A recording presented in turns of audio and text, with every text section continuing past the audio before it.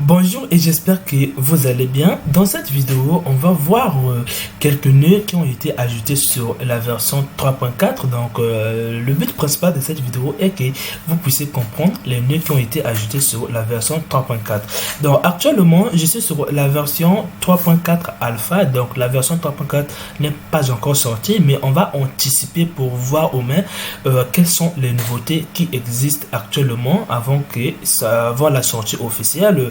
Donc nous allons aussi comprendre d'autres nœuds. Donc on a plusieurs nouveautés puisque cette version va se baser sur les géométries nodes. Donc ça veut dire quoi? On a plus de nouveautés sur les géométries nodes par rapport à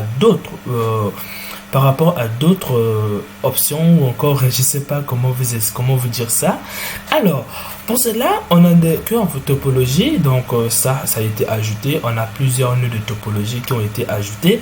Donc j'espère que vous avez vu, mais nous on va plus se concentrer sur le nœud qu'on appelle ici simple, donc simple index, qui permet de recalculer les index d'un objet. Mais ne vous inquiétez pas, on va se baser sur cette vidéo sur ce nœud. Donc nous on va plus se concentrer comment fonctionne ce nœud. Donc juste pour information, pour des gens qui veulent apprendre les géométries nodes, pour des gens qui ont des difficultés, ou encore pour des gens qui n'arrivent pas toujours à apprendre les géométries nodes, j'ai créé une chaîne Twitch auquel vous pouvez me rencontrer. Je serai en live donc chaque soir. Je serai en live, puisque c'est le début, je serai en live chaque soir pour expliquer ou encore trouver des exemples pour expliquer des choses sur les géométries nodes. Donc pour cela, on va créer un projet qui sera vide. Donc on va partir de zéro. Donc vous allez venir sur les géométries nodes et vous allez simplement supprimer cet objet. Donc on va ajouter un autre objet. On va venir dans les mèches primitives. On prend Suzanne. Alors une fois qu'on a pris, on va simplement créer, on aura deux nœuds qu'on va créer ici. Alors ce nœud représente en fait lorsque vous travaillez sur les géométries nodes, il va falloir que vous preniez cet objet, vous le mettez ici pour que vous le travaillez avec. Ensuite, une fois fini, vous prenez votre objet que vous venez de travailler ici et vous le remettez ici. Donc on prend l'objet pour le mettre ici à travers ce nœud, et ce que nous allons travailler ici, on le met ici à travers ce nœud. Donc j'espère que vous avez vu cela. Alors pour cela, nous allons comprendre d'abord le nœud. Donc ça se trouve justement dans les simples index ici. Voilà, le voici. Alors ce nœud va permettre de faire quoi? En fait, ce nœud va permettre de prendre l'information d'un autre objet pour le ramener sur un autre objet. Rien de plus difficile. J'espère que vous avez compris. Alors pour cela, nous allons s'en servir de faire quoi? On va distribuer les points sur Suzanne et prendre ces points, aller le placer sur une courbe.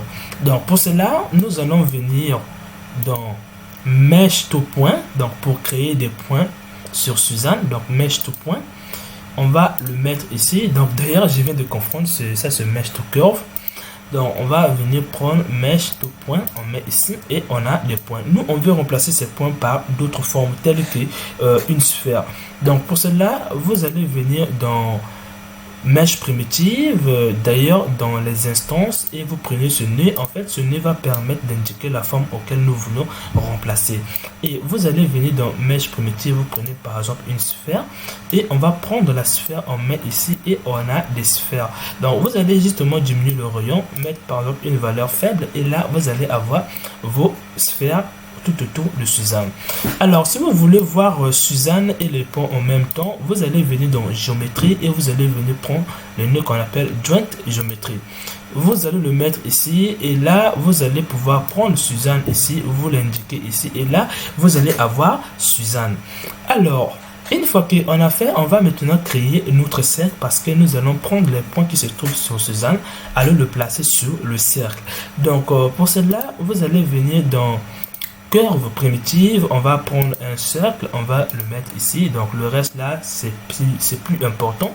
Donc nous allons se concentrer justement sur cette partie ici. Alors une fois qu'on a fait, donc la première des choses ici, nous allons indiquer l'objet auquel nous voulons aller soutirer les informations. Donc nous allons soutirer les informations. En fait En fait, on va faire comment là? Attendez, il y a une chose que je vois pas. Le cercle, je vais augmenter. En fait, on va prendre la position de chaque point qui compose le cercle. On va le donner, on va l'indiquer sur les sphères qui sont là. Automatiquement, ces sphères vont aller se placer sur cette position. Donc, on va indiquer l'objet auquel on veut soutirer les informations. Donc, chez nous, c'est la position. On indique ici. Et ce que nous reste à faire, c'est de connecter ce que nous voulons retirer. Ça peut être les normales, la rotation ou encore d'autres choses. Mais chez nous, ça sera la position.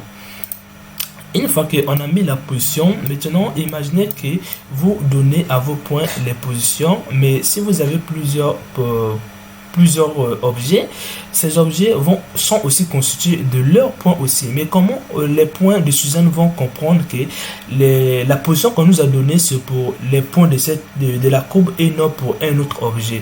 Donc vous allez indiquer, c'est à travers le nœud qu'on appelle ici index. En fait, l'index contient le numéro de chaque point et l'index c'est que si j'ai deux numéros, donc vous pouvez avoir deux objets avec les mêmes numéros, mais le nœud index sait différencier les choses. Il sait que le numéro 1 là appartient à cet objet ou encore le numéro 1 là appartient à un autre objet. Donc c'est ce nœud qui le sait. Donc nous allons le mettre ici, mais attention, si vous le connectez, vous allez avoir des erreurs. C'est parce que quoi? La position n'est pas une valeur à virgule, mais c'est un vecteur. Donc vous allez venir ici mettre vecteur et vous allez le reconnecter pour mettre les choses à jour à l'intérieur. Alors une fois que c'est fait, maintenant une fois qu'on a la position en sortie ici, donc ce que vous avez mis ici c'est de même nature de ce que vous allez obtenir ici. Alors une fois qu'on a fait, ce que maintenant nous allons faire ici, c'est de déplacer les points qui se trouvent sur Suzanne. Donc nous allons venir dans géométrie et nous allons venir sur cette position. Donc on va mettre ça ici. Attention, prenez bien cette position et non transforme.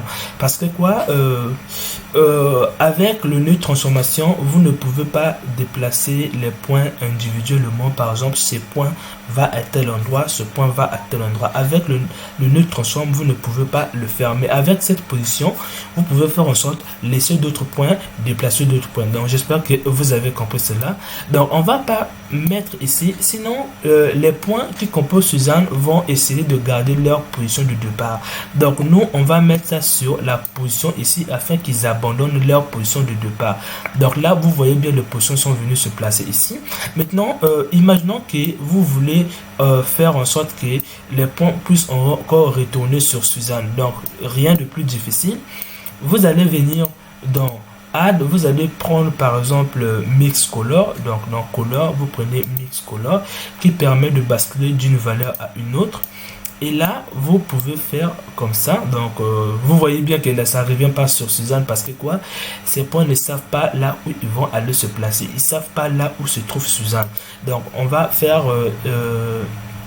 donc, on va prendre tout ce qu'on vient de faire ici. On va refaire la même chose avec Suzanne, Shift D.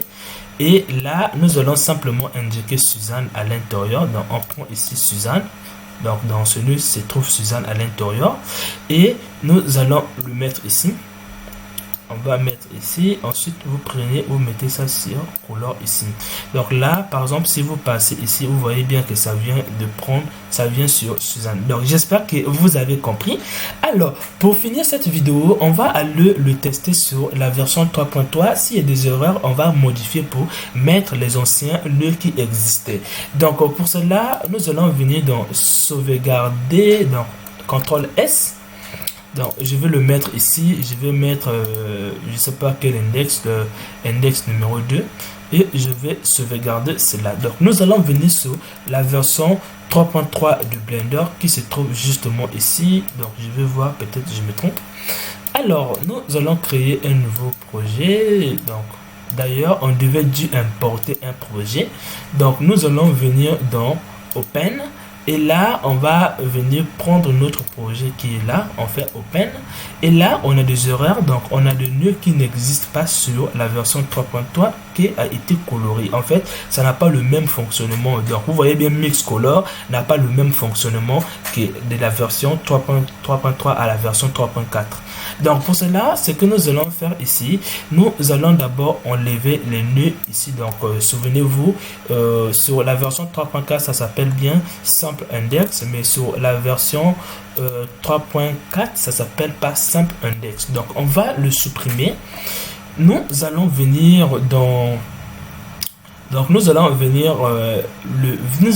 attribut et nous allons venir prendre le nœud transfert d'attribut. Donc ça s'appelait transfert d'attribut, mais simple index ici, ça s'appelle pas simple index, mais ça s'appelait simplement index. Alors, une fois que c'est fait, ce que nous allons faire ici, c'est de prendre, attention, n'oubliez pas de faire toujours vecteur en tant que position, sinon vous allez avoir des erreurs. Donc, on prend la source. Donc, ici, c'est la source, mais dans la version 3.4, c'est la géométrie. Ici, c'est attribut, mais sur la version 3.4, ça s'appelle valeur. Index reste toujours index.